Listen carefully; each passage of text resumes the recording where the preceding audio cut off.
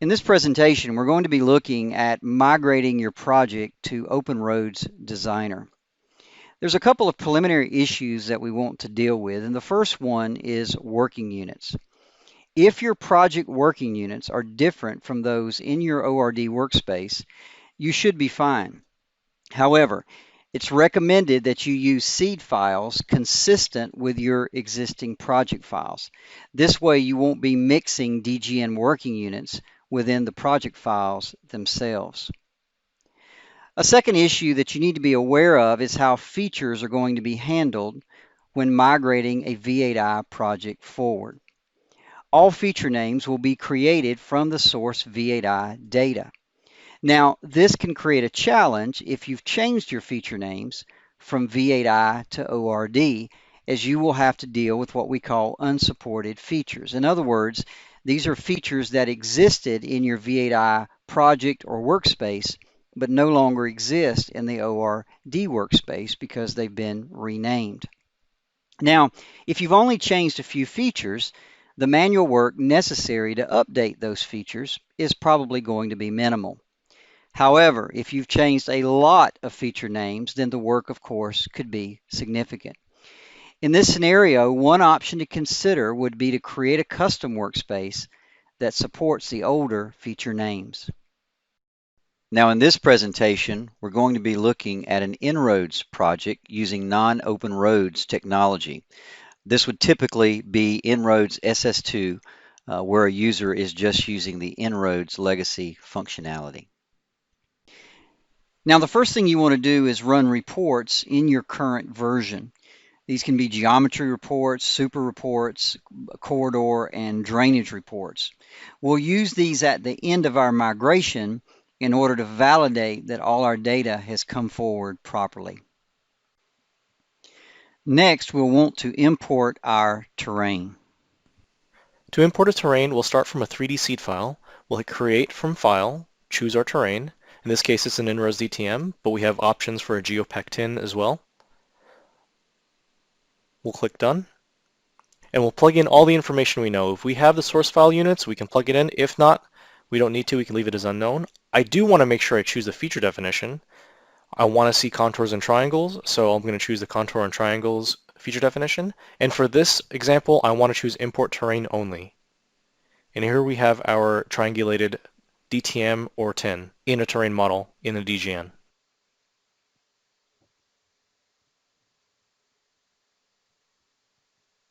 Next, we're going to create a separate file for our terrain features. We're going to hit File New,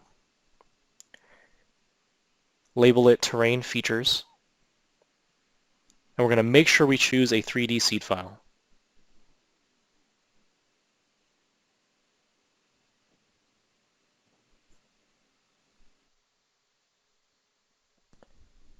We're going to follow the same steps that we did before. We're going to create from file, choose our DTM. If we wanted to change a feature definition, we can,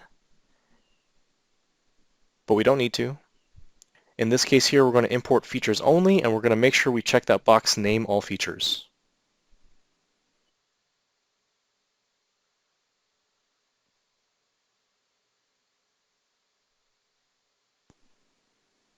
As we can see, our 3D linear elements have been imported from our features, and they're named appropriately. These should be the same names that were stored in the DTM.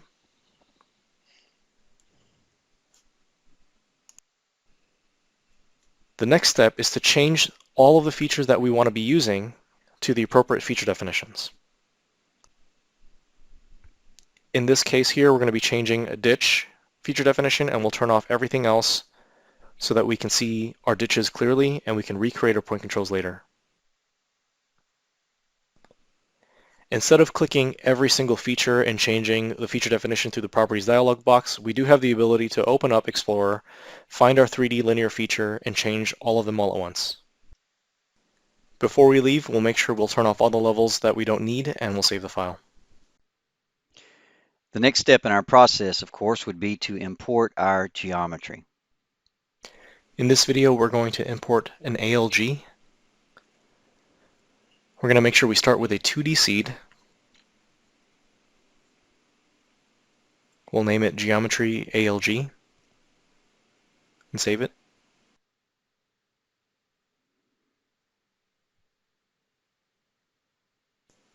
To import our geometry, we're going to go to the Geometry tab, General Tools, Import. We're going to navigate to our ALG. And as you can see here, we have multiple options. We can choose a GeoPack GPK or an XML to import our geometry. We'll hit Open. I want to make sure I select my Create Civil Rules checkbox. When I select my alignment or my parent category, all of its children will select. In this example, I want to make sure I only have my main geometry selected to be imported. So I'm going to find those.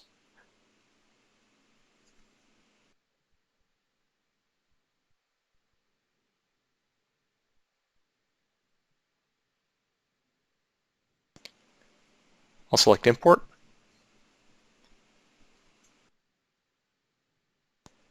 Now that they're brought in, I want to make sure I change the feature definitions. As you can see, when they're brought in, they don't have any feature definitions. Annotation is tied to the feature definition, so I'm going to go to the standards and set feature definition. I'm going to make sure I choose alignment, and I'm going to choose the appropriate feature definition that I need for these alignments. I'm going to select PR centerline.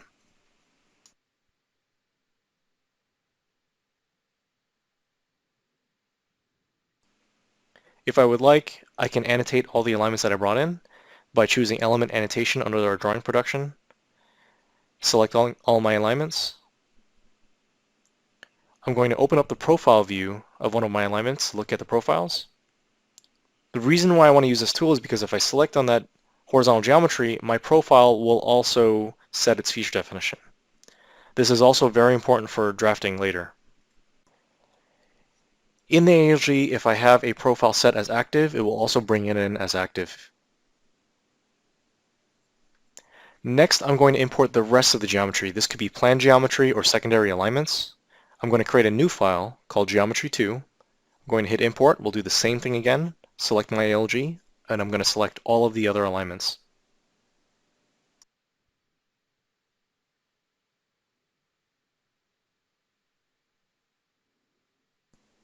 Now that they're brought in, I'm going to assign the feature definition to each and every one of them.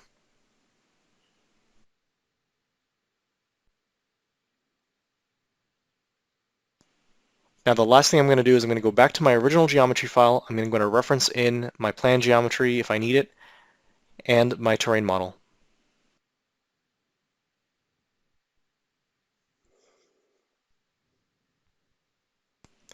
The last thing I'm going to do is I'm going to turn on my terrain model and set it as active so I can see it on all the profiles.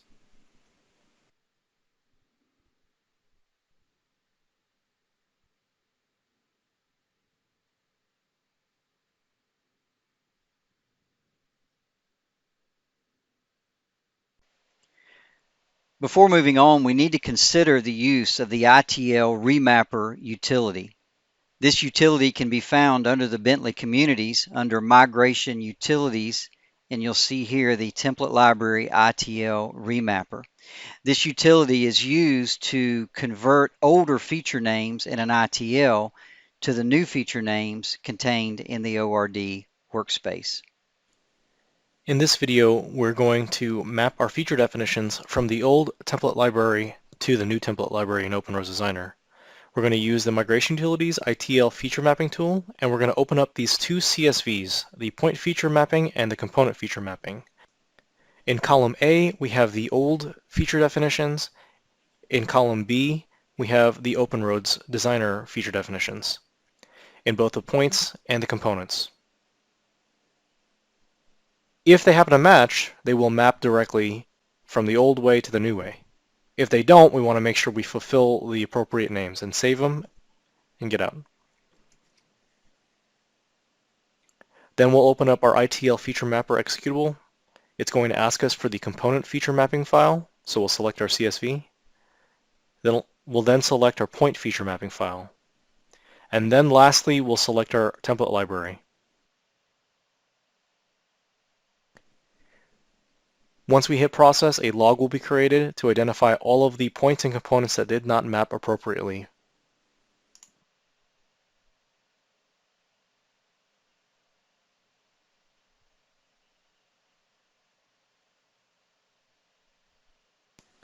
Let's go ahead and take a look at that log and see which ones did not map appropriately. Here we can see we have PR ditch, V-shaped, profile, V, left and right. Let's take a look at our feature mapping CSV to compare.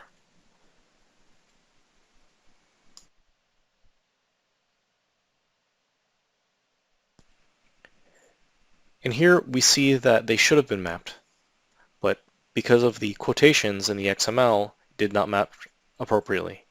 So what we can do is replace all the quotes in this file with this string, end quote, semicolon, and that's how we'll find it in the XML, in the template library.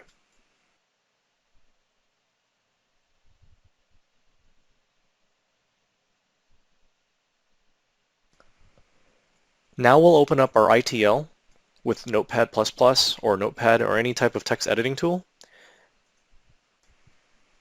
and we'll perform an edit replace with these 3-point feature definitions.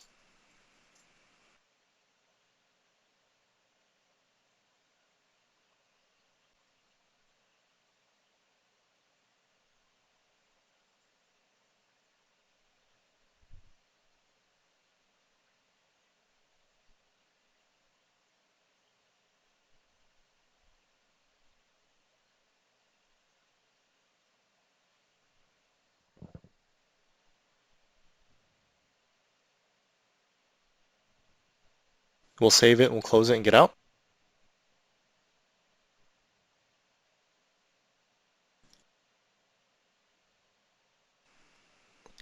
Open up our template. First, let's take a look at our original components. We can see that a lot of the feature definitions are white. If they don't have matching names, you'll get this error message that says it's not found in the current design file or in the dgnlib, and they don't have a feature definition assigned.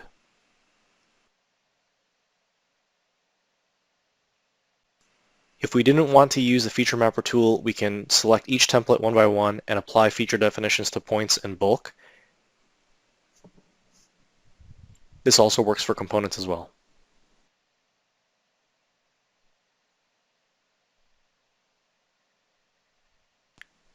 Now let's open up our remapped template library and take a look at the difference. As we can see that all of the feature definitions have mapped appropriately.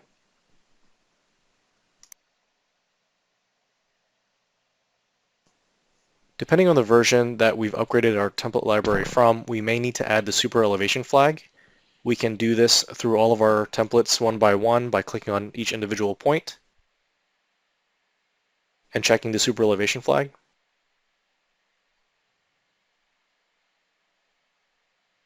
We'll have to do this for every template that has Superelevation. Or we can go through each template and apply them in bulk using the Apply Superelevation to Points, selecting all of our points, checkboxing the Superelevation flag, and hitting Apply. Once we've finished checking everything over, we'll save the template library and close out. And we'll want to rename our old template library to a back file and rename the remapped to our original file name. When importing Superelevation from your V8i project, you have two options. The first option is to use a CSV file. We have the ability to import Superelevation in two different ways, one from a CSV and one directly from the IRD. In this video, we will cover how to import Superelevation from a CSV. We'll begin by creating a new file from a 2D seed.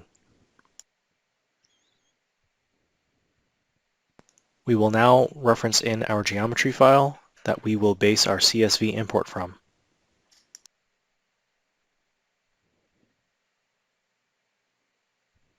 Before we begin our import process from a CSV, we're going to need to create the sections and the lanes. To avoid multiple Superelevation sections, we're going to choose a very large tangent length. We'll also choose a manual lane creation method. We're going to lock to start, lock to end, and then we're going to start creating our lanes. So first we'll build the right side, inside lane, and then we're going to build the right shoulder. Since we're importing, it really doesn't matter what the width is or what the normal cross slope is.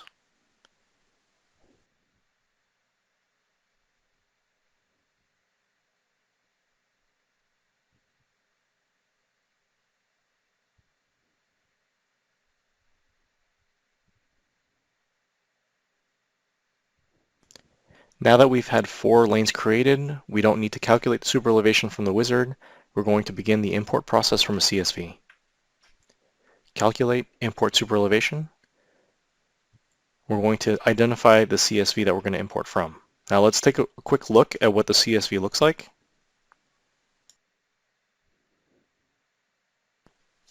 Here we have 2 spreadsheets.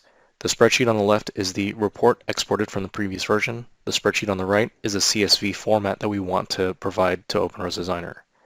So we can do this a number of ways. We can hand type some of these in. We can create a formula to push all of these into the appropriate format.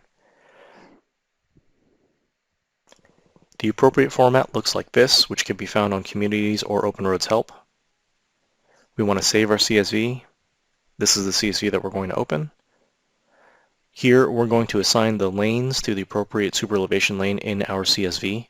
So we want to make sure LT2 corresponds to our shoulders, LT to our edge of pavement from our left side, right edge of pavement, and right 2 for our right shoulder.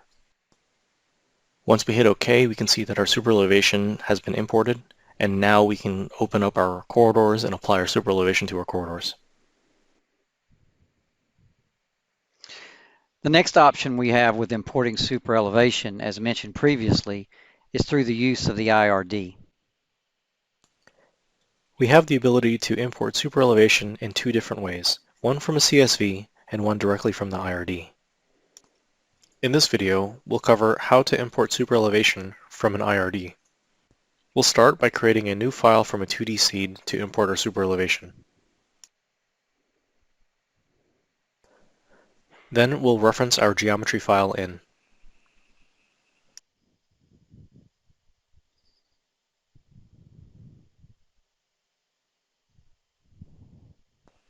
Next, we'll import the IRD. In previous versions, the IRD also contained the superelevation. We'll bring in the IRD, remove most of the corridor information, and we'll modify the superelevation. You may get this dialog box. We're just going to hit continue, and we'll worry about that when we have to import the corridor in another file.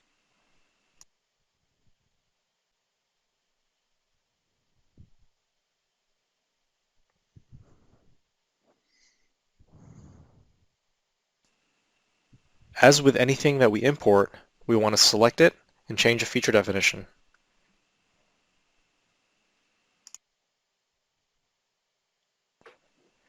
Now we'll go to our corridor objects and select our corridor, and we'll start to remove our template drops and all of the other information that is no longer needed.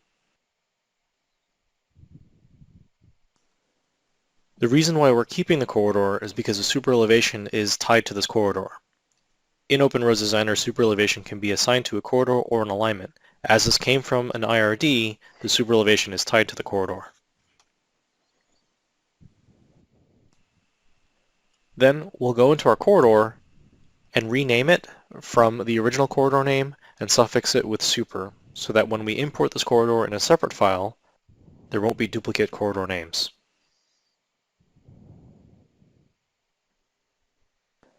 One of the ways that we can verify that our superelevation imported correctly is by running a superelevation report.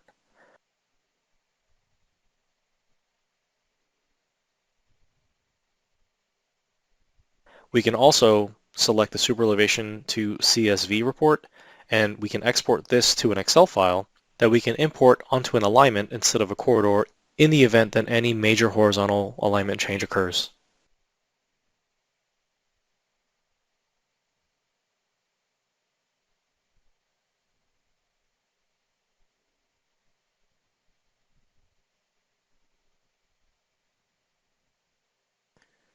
Once we verify that all of our superelevation imported correctly, we can then continue the process to import a corridor and tie this superelevation to that corridor. Our next step would be to import our corridor. Once we have imported our superelevation, we're going to create a new file to import our corridors. We're going to make sure we choose a 2D seed. We're going to reference all of our needed references. This will include our geometry, our superelevation that we just created, our terrain models.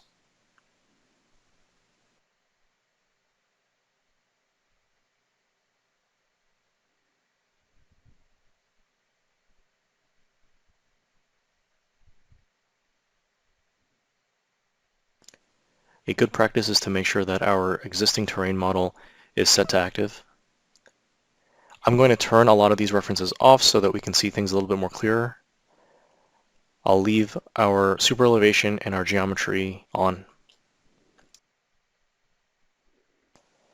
Next, we'll import our IRD from the Corridor tab, Create, Import from IRD. We'll navigate to our IRD, and we'll choose our proposed corridor to import. You may get this dialog box for missing corridor dependencies. These are important. We want to save these. We're going to have to recreate these point controls or have to redesign them from scratch. We're going to save our reports, save it on our desktop, and we'll refer back to them later.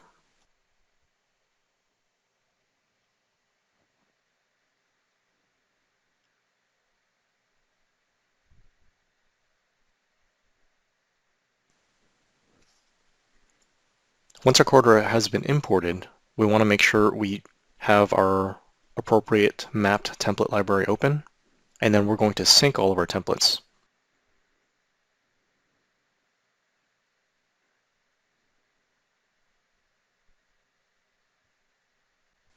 And we have the option to choose a template drop or the whole corridor.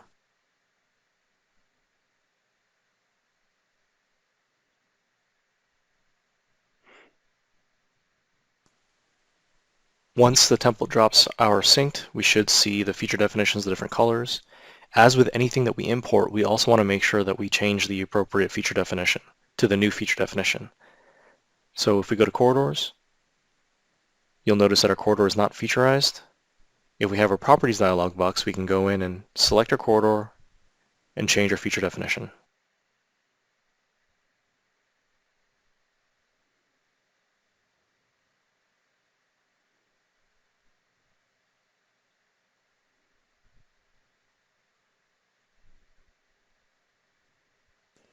When we import the IRD, it also brings in the superelevation into this file.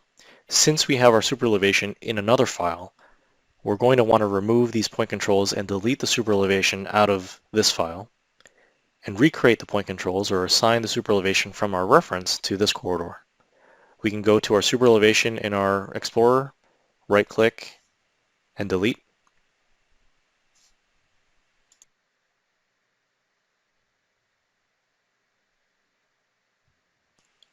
Once we delete our superelevation, you'll notice that our point controls related to superelevation are no longer there.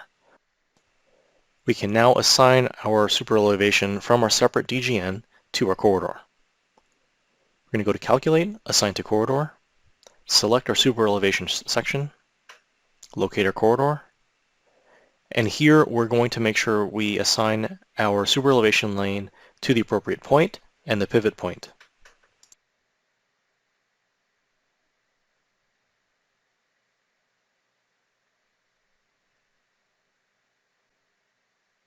Once it all looks good, we'll go ahead and click OK.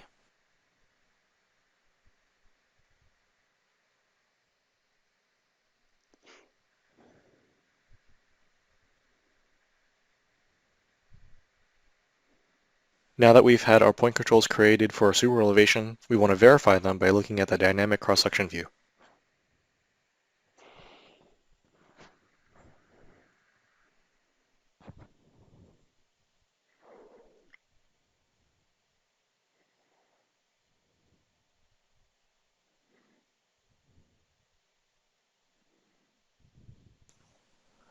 We'll zoom in to our location, use a combination of Control or Shift, scroll up and down to change our exaggeration.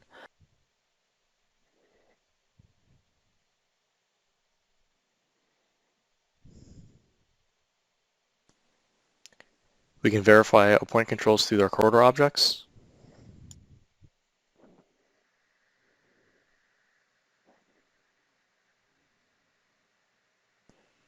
And the last step is to re-add all of the missing dependency point controls. We can split our screen to have the dependencies on one side of the screen and our corridor and cross-section in the other. If we take a look at our missing dependencies, some of these points are point controls that may have been pointing to a DTM feature that is no longer supported. All of the features that used to be in a DTM are now imported as linear geometry. We'll turn on our terrain features file that we've created in a previous video. Here we have our ditches assigned to the appropriate feature definition. We have all of our information we need to recreate the point controls. We have the point we want to tie to, we have our start and stop stations, horizontal, vertical offsets, and the feature name.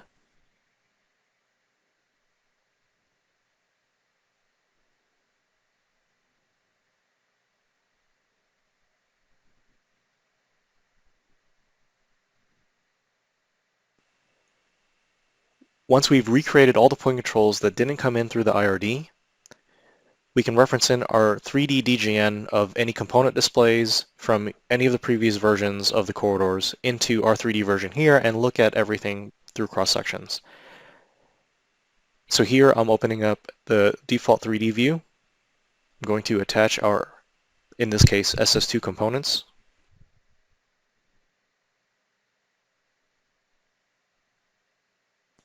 And now I can compare in the dynamic cross-section view.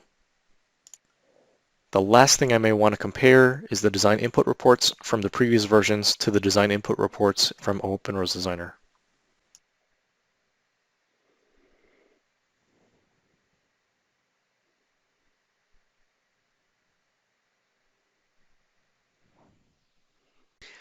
Now at this point, you may or may not need to regenerate your sheets. This can of course depend on various factors such as where you are in your project and of course how much has changed since you've migrated your project in.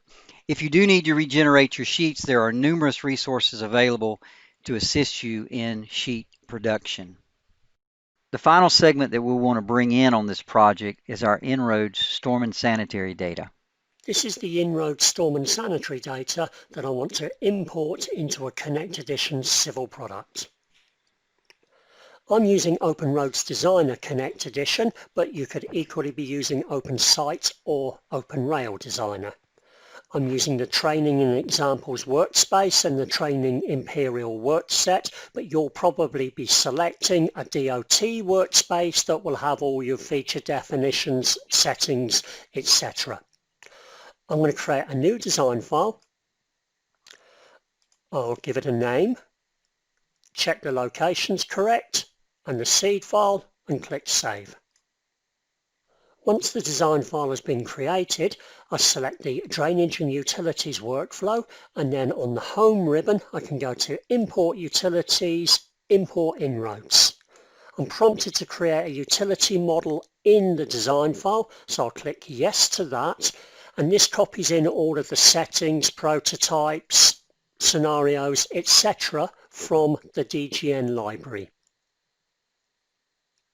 Once that's complete, the InRoads Drainage Import dialog is displayed. Now the preferences, structures and rainfall data files are optional, but I'm going to select them in this example, and then I select the SDB file. Once I've selected those files, I'll click OK. I'm asked whether the coordinates in the InRoads Storm and Sanitary database are in US survey feet or not. The answer to this question will obviously depend on your particular project. I'm going to click No in this case. And then that data is read into the current design file. Once the data has been read in, it's validated, and you get a message to say that some errors or warnings were found. They're probably going to be warnings. You can go to Analysis, Notifications, and review the notifications here. There are a few warnings and some information that you can review as necessary. I'm going to close the User Notifications panel and fit the view. So we can see that the data has been imported. Now we need to set some symbology. I'm going to start by turning off the display of the 3D model that's referenced into View 1. I'm going to zoom in and select one of the nodes, in this case a manhole, and I can use the Utility Properties icon to display the data that's been imported. If we scroll down through, we see there's a category called InRoads manholes data, and that contains some relevant information. If we scroll down a little further, we can see that it's a circular structure and it has a diameter. If I go to the Utilities View ribbon and click Flex Tables, the dialog presents with two tabs. So if I want to set some feature definitions for the manholes, I can go to the Hydraulic Analysis tab and double-click Manhole Table. I can review the columns of data that are displayed, and I want to add the information on the structure type. So if I click the Edit button, and I can put focus in the available columns list and then press S to scroll down and find structure type, add that into the list and click OK. So I can see that all four of these manholes are circular. I can then click Select in Drawing, and that builds a selection set of the four items, the four manholes in this case, and I can go to the Properties and Feature Definition category, and then I can browse the available feature definitions and select one that's appropriate for the manholes. You'll be selecting from your DOT workspace, but I'll select the manhole feature definition there, and that's applied to the four manholes in the data. We can see that the graphics have been updated with the symbology from the feature definition that's been applied. If we go back to the manholes flex table, this is actually a good place to review the information that's been imported, so we could add other columns. For example, if we scroll down to the bottom of the list of available columns, we can add the X and Y coordinates. If we scroll back up, we could also add the diameter and perhaps move the diameter up in the list. If we click OK and scroll across to the right, we can see the coordinates, so we can review and check them. We can also see the diameters, so we can filter the data. We can right click and set up a filter to filter the content of the flex table on any of these parameters, then use Select in Drawing and apply an appropriate feature definition. We can use a similar process for the catch basins. And we can also do the same for the conduits.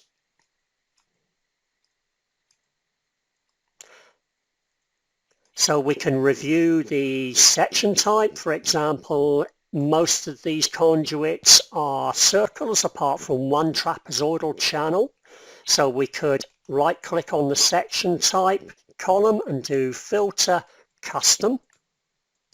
Because we right clicked on that column, it's selected in the fields list, so I can double click it to add it to the query builder at the bottom. Then I can click equals and refresh the unique values list, and I can select circle, click OK, and then the flex table is filtered down to only display those conduits which are circular. I can then use selecting drawing to build a selection set and apply an appropriate feature definition. The final step in our project migration process is to validate the information that we've brought in. To do this, we'll use the reports that we created in our previous version. Finally, this presentation is meant to be used as a guide.